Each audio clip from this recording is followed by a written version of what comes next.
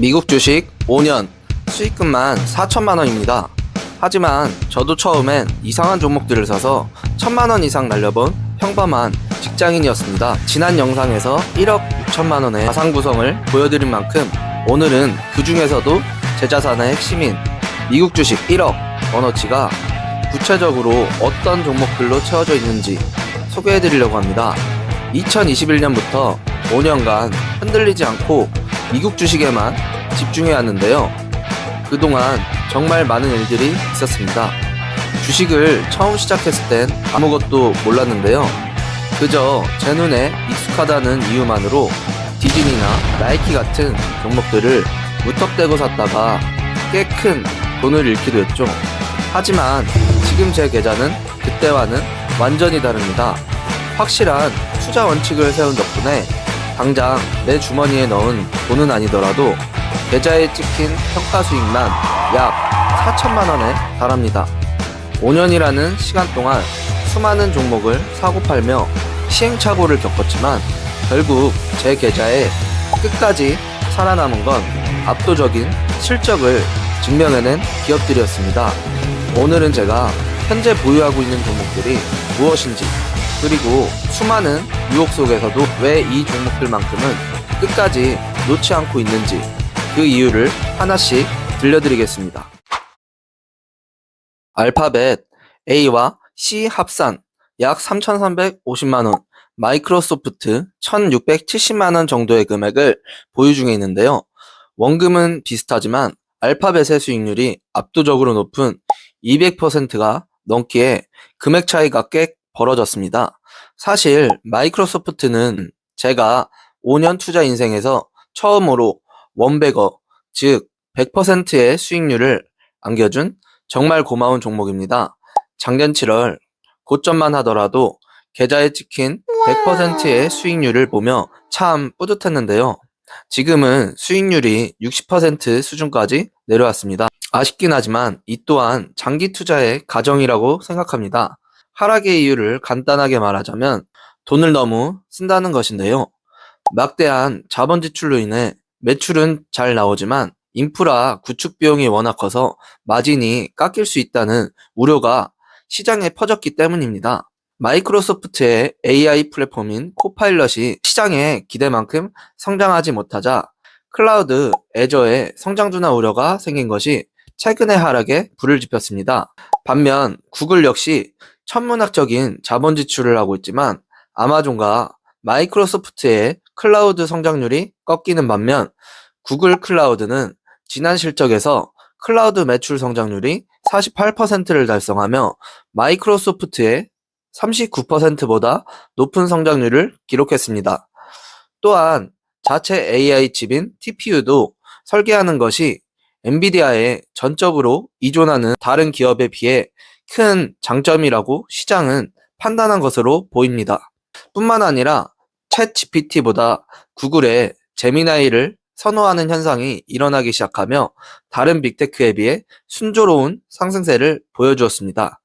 비록 알파벳과 마이크로소프트의 수익률 차이가 크지만 누가 이기든 나는 웃는다라는 생각으로 앞으로 못해도 5년 이상은 보유할 생각인데요. 한쪽이 조금 앞서면 다른 쪽이 기술로 따라잡는 양강구도가 지속될 것이라 생각하기에 두 종목을 보유하는 것이 리스크를 줄이면서 전체 시장의 성장을 챙길 수 있는 전략이라고 생각합니다.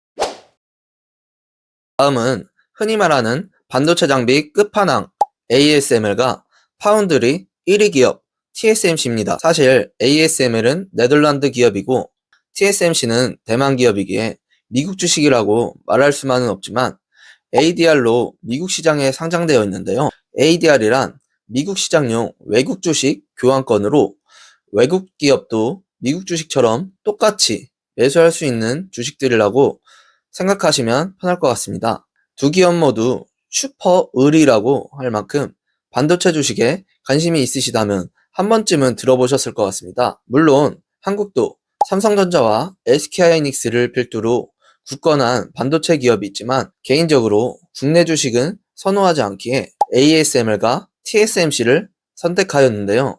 ASML 130%, TSMC 101%의 수익률로 전체 비중에서도 둘이 합쳐 20%가 넘는 비중을 차지하며 반도체 사이클에 대한 수익을 놓치지 않고 가져가고 있습니다.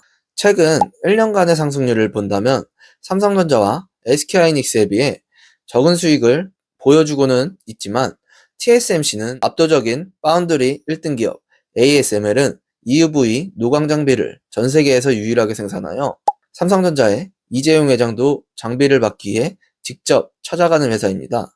앞으로도 이 두 기업의 사실상 독점 체제는 계속될 거라고 생각합니다. 사실 저는 변동성이 큰 반도체 섹터 자체를 아주 선호하는 편은 아닙니다. 하지만 ASML과 TSMC처럼 대체 불가능한 해자를 가진 기업이라면 이야기가 다릅니다.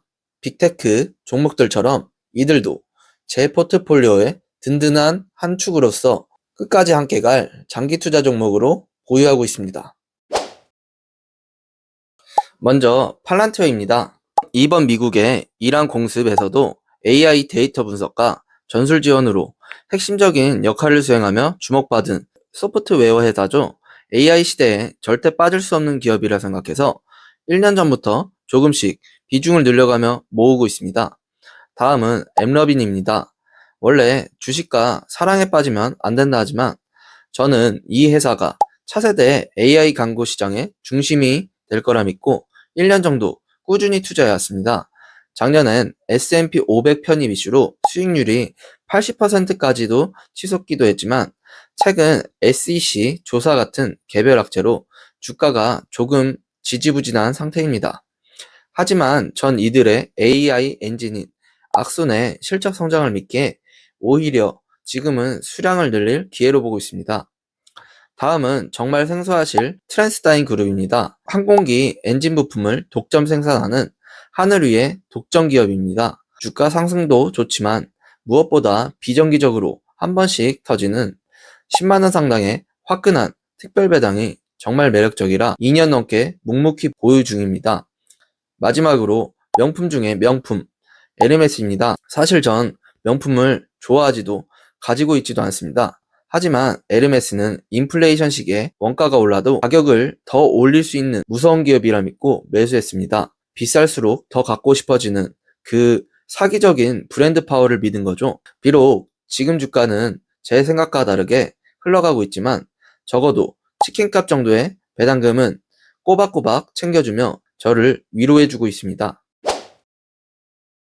물론 제 계좌에 빨간불만 들어와 있는 것은 아닙니다. 한 주 정찰병인 로빈후드를 제외하고도 페라리와 드래프트킹스 그리고 마이크로소프트와 팔란티어의 2배 레버리지 종목들이 현재 마이너스 상태입니다. 페라리는 앞서 말씀드린 에르메스처럼 인플레이션 방어를 기대하며 매수했는데요. 하지만 보수적인 가이드라인과 전기차 전환 속도 조절 이슈가 겹치며 주가가 힘을 못 쓰고 있습니다. 현재는 비중을 조금씩 조절하며 손실을 줄이려 노력 중입니다. 2년 넘게 투자 중인 드래프트킹스는 상황이 더 처참합니다. 수익률이 무려 마이너스 30%가 넘기 때문인데요. 미국 최고의 베팅 기업이지만 막대한 투자비와 더불어 칼시나 포리마켓 같은 새로운 예측 플랫폼들이 인기를 끌며 시장 파일을 뺏기고 있는 게 뼈아픈 악재로 작용했습니다. 그리고 레버리지 이야기를 안 할 수가 없는데요. 본주인 마이크로소프트와 팔란티어가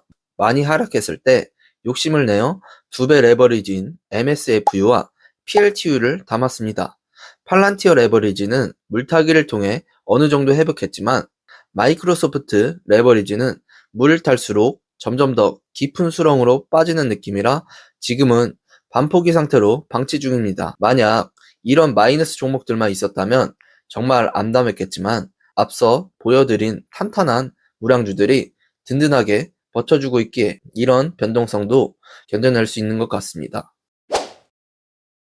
자, 이제 개별 종목들은 다 말씀드린 것 같은데 제가 하마터면 까먹고 넘어갈 뻔한 가장 중요한 종목이 하나 더 있습니다. 바로 미국 시장 그 자체라고 할 수 있는 VOO 뱅가드 S&P 500 ETF입니다. 보시는 것처럼 수익률이 무려 82%에 달합니다. 제가 개별 종목들을 분석하고 공부하며 에너지를 쏟는 동안 이 VOO는 제 계좌 뒤편에서 묵묵히 그리고 아주 강력하게 제 자산을 지켜주고 있었습니다. 사실 제가 개별 종목에 집중하는 투자를 하고 있긴 하지만 결국 제 투자의 기준점은 언제나 이 S&P 500이었습니다.